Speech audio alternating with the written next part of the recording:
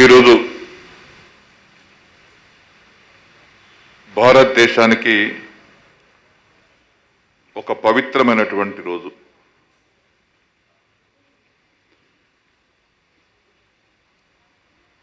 ఎందరో అమరవీరుల యొక్క త్యాగ ఫలితంగా, ఎంతోమంది నాయకుల యొక్క త్యాగ ఫలితంగా మహాత్మా గాంధీ గారి నాయకత్వంలో భారతదేశానికి స్వాతంత్రాన్ని సిద్ధించుకున్నటువంటి పవిత్రమైనటువంటి రోజు ఇది. ఈ 74వ స్వాతంత్ర దినోత్సవ సందర్భంలో భారతదేశ ప్రజలందరికీ, దేశ విదేశాల్లో ఉంటున్నటువంటి మన భారతీయ సోదరి సోదరులకు, మన తెలంగాణ రాష్ట్ర ప్రజలకు, సోదరి సోదరులకు,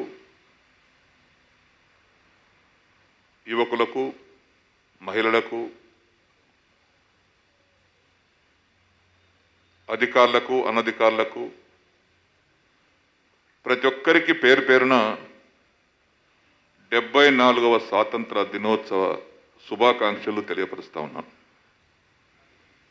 ఇది చాలా గొప్ప పండుగ. 130 కోట్ల భారత ప్రజలు జరుపుకునేటువంటి ఏకైక పండుగ స్వాతంత్ర దినోత్సవ పండుగ. దీనికి కులం లేదు, మతం లేదు, చిన్న లేదు, పెద్ద లేదు, పేద లేదు, ధనికులు లేదు. ప్రతి ఒక్కరూ భక్తి శ్రద్ధలతో, సద్భావనతో, సహృదయంతో జరుపుకునేటువంటి పండుగ ఈ స్వాతంత్ర దినోత్సవ పండుగ. 74 సంవత్సరాలు గడిచిపోయింది. దేశ ప్రజలు, రాష్ట్ర ప్రజలు ఈ స్వాతంత్ర ఫలితాలను అందుకుంటున్నారు. ఇది మనది గణతంత్ర దేశం, డెమోక్రటిక్ కంట్రీ. ప్రజాస్వామ్య బద్ధంగా ఎన్నుకోబడ్డటువంటి ప్రభుత్వాలు. ఈ ప్రభుత్వాల బాధ్యత, ఎన్నుకోబడినటువంటి నాయకుల బాధ్యత, ఎన్నుకోబడినటువంటి ప్రధానమంత్రులు, ముఖ్యమంత్రుల బాధ్యత, మంత్రుల బాధ్యత ఈ దేశాన్ని, రాష్ట్రాన్ని ఏ విధంగా కాపాడుకోవాలి, ఈ దేశానికి అన్నం పెట్టే రైతాంగాన్ని ఏ విధంగా కాపాడుకోవాలి, ఈ దేశానికి కంటికి రెప్పలా కాపాడేటువంటి సైనికులకు ఏ విధంగా వారిని గౌరవించుకోవాలి, ఇది మన బాధ్యత. తెలంగాణ రాష్ట్రం రాకంటే ముందు అప్పుడప్పుడు నేనే అనేవాడిని, ఒక శాసనసభ్యుడిగా,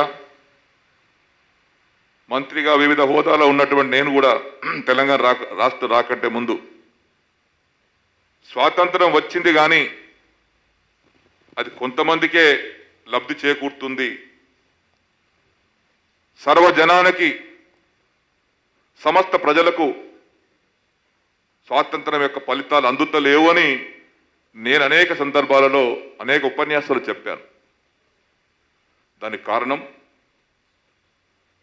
తెలంగాణ రాష్ట్రం రాకంటే ముందు ఈ భారతదేశంలో ఉన్నటువంటి ఆంధ్రప్రదేశ్ ఆనాడు సమైక్య రాష్ట్రం, ఆ సమైక్య రాష్ట్రం ఉన్నటువంటి తెలంగాణ గడ్డ అనేక అన్యాయాలకు, దోపిళ్లకు గురైంది. నేనే అనేక సందర్భాల్లో 25 సంవత్సరాలుగా చూస్తా ఉన్నాను శాసనసభ్యుడిగా. నీళ్ళుంటే కరెంట్ ఉండదు, కరెంట్ ఉంటే రోడ్డు ఉండదు, రోడ్డు ఉంటే పేదవారికి ఆదుకునేవాడు ఉండడు. కానీ స్వాతంత్ర ఫలితాలు కొంతమంది అనుభవించేవారు. స్వాతంత్ర ఫలితాలు అందరికీ అందరికీ కావు. కానీ తెలంగాణ రాష్ట్రం వచ్చిన తర్వాత కల్వకుంట్ల చంద్రశేఖరరావు గారు ముఖ్యమంత్రి బాధ్యతలు చేపట్టిన తర్వాత సర్వమతాలకు, పేదలకు, కులమత భేదాలకు తావివ్వకుండా అందరికీ, రైతులకు న్యాయం జరుగుతుంది. భారతదేశ యొక్క స్వాతంత్ర ఫలితాలు సంపూర్ణంగా అందుతున్నాయి అంటే అది కేవలం తెలంగాణ రాష్ట్రం వచ్చిన తర్వాతనే అందుతున్నాయని చెప్పేసి కూడా నేను గౌరవంగా చెప్తా ఉన్నాను. ఒక రైతుగా అనేక బాధలు పడ్డాం. నీళ్ళుంటే కరెంట్ ఉండేది కాదు, కరెంట్ ఉంటే నీళ్ళు ఉండేది కాదు. అంట వండి పంట వండి స్థితి కొనేవాడు లేడు, పెట్టుబడి లేదు, అప్పుల పాలు. కానీ కేసీఆర్ గారు ముఖ్యమంత్రి అయిన పిదప వ్యవసాయానికి ఒక మహార్దశ వచ్చింది. రాష్ట్ర పేద ప్రజలకు ఒక మహార్దశ వచ్చింది. మమ్మల్ని ఆదుకునేవాడు ఉన్నాడు అనే ఒక నమ్మకం కలిగింది. ఏ ప్రభుత్వాలైనా, ఏ ముఖ్యమంత్రులైనా ప్రజలు ఆశించింది ప్రజలు కోరుకుంటుంది, రైతులు ఆశించింది రైతులు కోరుకుంటుంది, ఆడబిడ్డలు కోరుకుంటుంది, పేద ప్రజలు కోరుకుంటుంది చేసిన వాడే నిజమైన నాయకుడు. ఏదో నేను అయ్యాను, నా ఇష్టం వచ్చి నేను చేసుకుంటా పోతానని ప్రజా వ్యతిరేక నిర్ణయాలు తీసుకునే వ్యక్తి రాజు కాదు. రామాయణం కానీ, భగవద్గీత కానీ, భారతదేశం కానీ,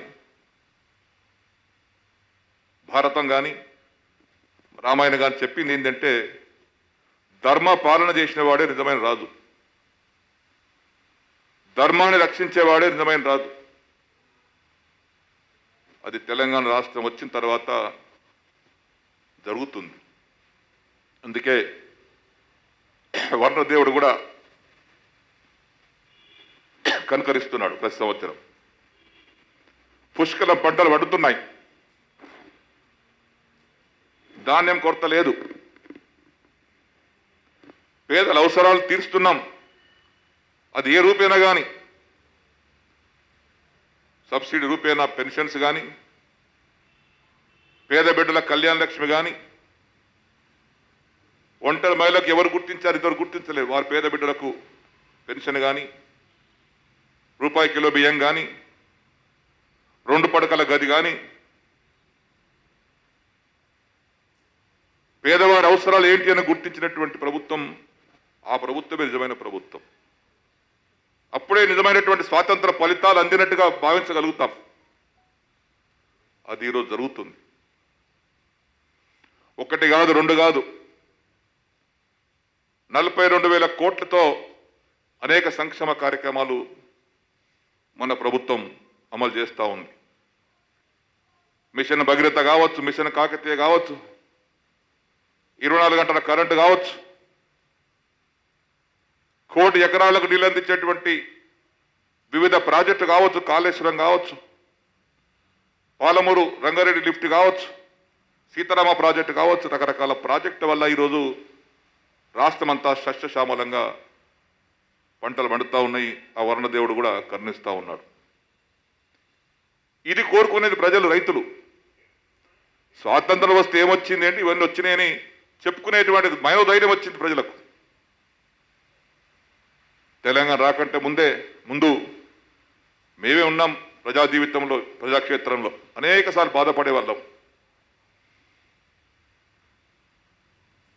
పెరిగేవాడు పెరిగిపోతున్నాడు, కిందికి పోయేవాడు కిందికి పాతాళలోకానికి వెళ్ళిపోతా ఉన్నాడు. అంతర్యం బాగా పెరిగింది. పెద్దవాడికి పేదవాడికి అంతర్యం బాగా పెరుగుతూ వచ్చింది. ఈ సమదృష్టితో, సమభావనతో, సౌహృదయంతో ఈ విధంగా పరిపాలన కొనసాగితే అంతర్యం తగ్గుతుంది, హింస తగ్గుతుంది, అక్రమాలు తగ్గుతాయి. ఏదో కొడితేనే తీరుతారు, అక్రమాలు తగ్గాయి. సౌహృదయంతో పనిచేస్తేనే తగ్గుతాయి. ఒక దినం ఒక జైలుకి వెళ్ళా నేను. ఒక సూపరింటెండెంట్ గారు అన్నారు, సార్ మా జైలు విస్తరించడానికి కోసం నిధులు సమకూర్చమని. నేను ఆశ్చర్యపోయా. నా ఉపన్యాసంలో జైలుకు చెప్పా, మా జైలర్ గారు ఈ సమాజాన్ని నేర ప్రవృత్తి నేరంగా మార్చాలనుకుంటున్నాడేమో. నేను కోరుకుంటున్నాను, మన ప్రభుత్వం చేసేటువంటి మంచి కార్యక్రమాల వల్ల పేదరికం పోయి ఆకలి తీరి కడుపు నిండా భోజనంతో పిల్ల వేపలతో సుఖంగా ఉన్నప్పుడు ఈ నేరాలు తగ్గుతాయి. ఇలాంటి జైళ్ళు మూత వడాలని కోరుకుంటున్నాను చెప్పాను నేను. ఇవాళ అదే జరుగుతుంది. 11 సబ్ జైలు మూతపడ్డ రాష్ట్రంలో. కారణం, ఆనాడు ఆకలితో అలమటిస్తున్నటువంటి పేదవాడు ఏదో చిన్న నేరం చేసి జైలుకి వెళ్ళే పరిస్థితి వస్తే ఈరోజు ఒక్కొక్క ఇంట్లో అయితే రైతు బంధు వస్తుంది, రైతు బీమా వస్తుంది, ఆసరా పెన్షన్లు వస్తున్నాయి, కళ్యాణ లక్ష్మి వస్తుంది, షాదీ ముబారక్ వస్తుంది, డబుల్ బెడ్రూమ్ ఇల్లు వస్తుంది. తినటానికి ఎవరికి కూడా రూపాయి కిలో బియ్యంతో ఎవరికి బాధ లేదు. అందుకే నేరాలు తగ్గినాయి. కొడితేనే తిడుతున్నావు, పోలీస్ స్టేషన్లు వెళ్ళి వాని మక్కలు ఇదే కొడుతున్నావు, నేరాలు తగ్గాయి. వాడి అవసరం ఏంది గుర్తించాలి, వాడి అవసరాలు ఎందుకు గుర్తించాలి. ఆ గుర్తించినటువంటి ప్రభుత్వం, ఏకైక ప్రభుత్వం ఈనాడు భారతదేశంలో మన తెలంగాణ ప్రభుత్వం. కేసీఆర్ గారి నాయకత్వంలో ఇంకా మన మంచి జరుగుతాయి. రైతు బంధు నేను అగ్రికల్చర్ మినిస్టర్ ఉన్నప్పుడు గౌరవ ముఖ్యమంత్రి గారి నాయకత్వంలో ప్రవేశపెట్టాం. ఈ దేశానికి కాదు, ప్రపంచానికి ఆదర్శమైంది. రైతు బీమా ప్రపంచానికి ఆదర్శమైంది. ఎక్కడ కూడా ప్రపంచంలో ఎక్కడ కూడా రైతుకు పెట్టుబడి ఇచ్చేటువంటి ప్రభుత్వం లేదు. ఒకటే ప్రభుత్వం, తెలంగాణ ప్రభుత్వం. ఇదే స్వాతంత్రం వచ్చినటువంటి తర్వాత ప్రజలు కోరుకున్నటువంటి ఒక నిజమైన స్వాతంత్రం ఇట్లాంటిదే. అయితే కొంతమంది అక్కడక్కడ మాట్లాడుతూ ఉంటే బాధ కలుగుతుంటుంది. ఈ ప్రకృతి ఎవరి సొంత కాదు. గాలి కానీ నీరు కానీ ఎవరి ఆస్తి కాదు. ఇది ప్రకృతి మాత ఇచ్చినటువంటి మనకు సంపద. ఈనాడు పొరుగు రాష్ట్రాలైనా పక్క రాష్ట్రాలైనా ఒక సీనియర్ శాసనసభ్యుడిగా నేను విజ్ఞప్తి చేస్తుంది, కయ్యాలకు పోయి, కొట్లాటలకు పోయి, తగాదాలకు పోయి రాష్ట్ర ప్రజల యొక్క మనోభావాలను దెబ్బతీయవద్దు. మన ముఖ్యమంత్రి గారు ముందే చెప్పారు, మహారాష్ట్రతో సంబంధం పెంచుకున్నప్పుడు మాట్లాడుతున్నప్పుడు, మేం బతాం మీరు బతకండి, లివ్ లెట్ లివ్. ఆ సూక్తితోనే మన ప్రాజెక్టు కట్టుకున్నాం. ఇవాళ ప్రాజెక్టు కట్టేటువంటి అన్ని కూడా మనకు నీటి కేటాయింపు ఆధారం కట్టుకున్న ప్రాజెక్టులే. కాళేశ్వరం కానీ కాళేశ్వరం పైనటువంటి ప్రాజెక్టులన్నీ గౌరవ ముఖ్యమంత్రి గారి నాయకత్వంలో అనుమతుల ప్రకారంగానే కేంద్ర ప్రభుత్వం పర్యావరణ శాఖ అనుమతులు, నీటి కేటాయింపుల అనుమతులు అన్ని తీసుకున్న తర్వాతే కట్టుకున్నటువంటి ప్రాజెక్టులు. కృష్ణా బేసిన్లో ఉన్నటువంటి ప్రాజెక్టులన్నీ కూడా అనుమతి ప్రకారం కట్టుకున్న ప్రాజెక్టులే. అనవసరం తగాదకు వెళ్ళకండి ఎవరైనా కానీ. ముఖ్యమంత్రి గారు పదే పదే చెప్తున్నారు, కూర్చుని మాట్లాడితే అనేక పరిష్కారాలు అవుతాయి, పెద్ద పెద్ద సమస్యలు పరిష్కారం అవుతాయి. ప్రజలకు న్యాయం జరగాలంటే మనం కొంత సౌహృదయంతో ఇరు రాష్ట్రాల వాళ్ళు, ఇరు పక్షాల వాళ్ళు ఆలోచన చేసుకోవాలి. అందుకే మన గౌరవ ముఖ్యమంత్రి గారి యొక్క నాయకత్వంలో ఈ జరుగుతున్నటువంటి పనులన్నీ కూడా పక్క రాష్ట్రాల ప్రభుత్వాలు అర్థం చేసుకొని మీరు బతకండి, మీ రైతాంగాన్ని బతికించుకోండి, మీ ప్రజలను బతికించుకోండి, మేము అదే ధోరణితో ఉన్నాం. కాబట్టి గిల్లి కజ్జాలో లేకుండా కయ్యాలు పెట్టుకోవడం ఇది మంచి సాంప్రదాయాలు కావు. ఎవరి వాటా ఏదుందో ఆల్రెడీ ట్రిబ్యునల్స్ తీర్పిచ్చినవి ఉన్నాయి. అన్నదమ్ములాగా ఉందాం. విడిపోయేటప్పుడు అన్నాం,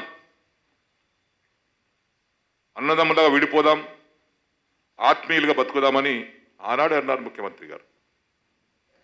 కాబట్టి అన్నదమ్ములలాగా మనం ముందుకెళ్దాం, ఒకరి ఆత్మీయత ఒకరు పంచుకుందాం. చాలా రోజులుంది ఇంకా ఈ సృష్టి ఉండేది. ఈరోజు రేపు 5 ఏళ్ళకి అయ్యేది కాదు ఇది. కాబట్టి దయచేసి మన రాష్ట్రంలో ఉన్నటువంటి రాజకీయ నాయకులు కానీ ఎవరు ఏ పార్టీ కానీ మంచికి సపోర్ట్ చేయండి, మంచిని సమర్థించండి. ప్రతిసారి ఏదో ఒక విధంగా రాజకీయ విమర్శలు చేయాలనుకున్నప్పుడు ఇవి వేదికలు కావు. ఏ నాయకులైనా ఏ పార్టీ వారైనా ఎన్నో ఏళ్ళ తర్వాత రాష్ట్ర ప్రజలు స్వాతంత్ర ఫలితాలు పొందుతున్నారు. జరుగుతుంది అది కళ్ళ ముంగట. దానికి బలోపేతం చేద్దాం, దానికి గట్టి చేసుకుందాం, సమన్వయంతో ముందుకెళ్దాం. కానీ చీటికి మాటికి ఇన్ని మంచి కార్యక్రమాలు జరుగుతూ ఉంటే, మిషన్ భగీరథ ఆడబిడ్డలకు ఇంటింటికి నీళ్ళు ఇస్తూ ఉంటే నీళ్ళు ఎక్కడికి వెళ్ళి వస్తాయి, ఇస్తారా అన్నారు. ఇలా ఆడబిడ్డలు ఇంట్లోనే కూర్చున్న దగ్గరనే నీళ్ళు తాగుతూ ఉన్నారు. రోడెంబడి కుండెత్తుకపోయి నెత్తి మీద బిందె పెట్టుకొని మోసే అవసరం లేకుండా ఇంటికాడ తాగుతూ ఉన్నారు. అన్ని సాధ్యపడుతున్నాయి. కాబట్టి రాష్ట్రంలో ఉన్నటువంటి అన్ని పక్షాల వారికి నా విజ్ఞప్తి, ఈ స్వాతంత్ర దినోత్సవ శుభ సందర్భంలో మనమందరం కలిసి రాజకీయాలకు అతీతంగా రాష్ట్ర ప్రజల యొక్క అవసరాలను మనం విజయవంతం చేయటంలో అందరూ సహకరించాలి. ఈ శాసనసభ ఒక పవిత్ర సభ. ఈ పవిత్ర సభలో నాకు అధ్యక్ష స్థానం వచ్చినందుకు నేను ఎంతో సంతోషపడుతున్నాను. అనుకునేవాడిని, మంత్రిగా చేశాను, శాసనసభకు చేశాను. ఈ పవిత్రమైనటువంటి సభ, ఈ పవిత్రమైన సభలో ప్రజల మనోభావాలను గుర్తించి మనం చర్చించుకుందాం. ఏదో మాట్లాడాలి కాబట్టి మాట్లాడదాం అనుకుని కాకుండా అందరూ సౌహృదయంతో చర్చలో పాల్గొని రాష్ట్ర ప్రగతి, పేద ప్రజల సంక్షేమం ఇవన్నిటిని ఆశించి మనమందరం కష్టపడి పనిచేద్దాం. ప్రజలు మనకు అవకాశం ఇచ్చింది, 119 మంది ఎమ్మెల్యేలను గెలిపించారు. ఏ ప్రాంతం కావచ్చు, ఏ పార్టీ కావచ్చు, ఏ జిల్లా కావచ్చు ఈనాడు. కాబట్టి ప్రతి ఒక్కటి కూడా సుపరిపాలన జరుగుతుంది. మీ అందరి సహకారం కావాలని కోరుకుంటూ, ఎవరైనా ఇలా మహారాష్ట్ర అయినా, కర్ణాటక అయినా, ఇతర రాష్ట్రాలు ఏ రాష్ట్రాలైనా అర్థం చేసుకొని తమ తమ కేటాయింపులకు తమ తమ అవసరాలను గుర్తుంచుకొని స్నేహభావంతో సుహృద్భావ వాతావరణంలో ముందుకెళ్లాలని, రాష్ట్ర ప్రగతి మనందరి బాధ్యతని గుర్తించుకోవాలని, పేదల సంక్షేమమే మనందరి బాధ్యతను గుర్తించుకోవాలని, ఈ స్వాతంత్ర దినోత్సవంలో మనమందరం పార్టీలకు అతీతంగా, పదవులకు అతీతంగా గ్రామ స్థాయి నుంచి రాష్ట్ర స్థాయి వరకు ఉన్నటువంటి నాయకులు కానీ, గ్రామ స్థాయి నుంచి రాష్ట్ర స్థాయి వరకు ఉన్నటువంటి అధికార బృందం కానీ, అధికార యంత్రాంగం కానీ బాగా కష్టపడి పనిచేస్తూ ఉన్నారు. రాష్ట్ర ప్రగతిలో అధికార యంత్రాంగం బాగా రాత్రి పగలు సహకరిస్తూ ఉన్నారు. ఈ కరోనా వ్యాధి ఇంత మహా అద్భుతంగా ప్రజలను హింసిస్తూ ఉంటే మా పోలీస్ అన్నలు, పోలీస్ యంత్రాంగం ప్రాణాలు తెగించి కుటుంబ సభ్యులు వారించినప్పటికీ, వెళ్ళవద్దని చెప్పినప్పటికీ రోడ్లెమ్మడి ఉండి వారి డ్యూటీని వారు చేసుకుంటూ కొంతమంది ప్రాణాలు అర్పించారు. ఈ కరోనా బారి నుంచి మనం తప్పించడానికి వాళ్ళు ప్రయత్నం చేస్తూ ఉన్నారు. మన వైద్యులు ప్రయత్నం చేస్తూ ఉన్నారు, వైద్య సిబ్బంది పనిచేస్తూ ఉన్నారు. వారి మనసు బాధపడే విధంగా ఎవరు కూడా మాట్లాడవద్దు. ఈరోజు ఇంటికి వెళ్దామంటేనే ఇది ఆలోచించుకుని బయలుదేరా నేను. కానీ మరి ప్రతినిత్యం డాక్టర్లు మాస్కులు పెట్టుకొని కుటుంబ సభ్యులు వద్దన్నప్పటికీ కరోనాతో బాధపడుతున్నటువంటి పేషెంట్లను చికిత్స అందించడానికి వస్తున్నారు, రిస్క్ తీసుకొని వస్తున్నారు వైద్య సిబ్బంది కానీ, వైద్యులు కానీ. వారిని గౌరవిద్దాం, ఆత్మస్థైర్యాన్ని పెంచుదాం. అంతేగాని ఆత్మస్థైర్యాన్ని దెబ్బతినే విధంగా మాట్లాడవద్దు. ఈ రాష్ట్రంలో ఉన్నటువంటి అధికార యంత్రాంగం గ్రామ స్థాయి నుంచి రాష్ట్ర స్థాయి వరకు అందరూ రాష్ట్ర అభివృద్ధిలో, రాష్ట్ర ప్రగతిలో, పేదల సంక్షేమంలో పాల్గొంటా ఉన్నారు. ఈ కరోనాలో కూడా వారి డ్యూటీని వారు నెరవేరుస్తూ ఉన్నారు. ఈ సందర్భంలో ప్రతి ఒక్కరికి, ప్రభుత్వ యంత్రాంగానికి, ప్రజాప్రతినిధులకు, ప్రెస్కు, మీడియా పాత్ర కూడా చాలా గొప్పది.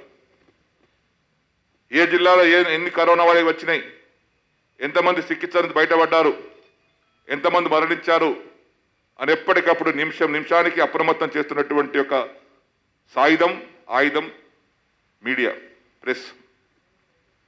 వాళ్ళు కూడా కష్టపడి, వాళ్ళు కూడా త్యాగం చేస్తూ ధైర్యంతో ఏ రోజుకు ఆ రోజు మనకు వార్తలు అందిస్తూ ఉన్నారు మీడియా ద్వారా, పత్రికల ద్వారా. వారికి కూడా ధన్యవాదాలు.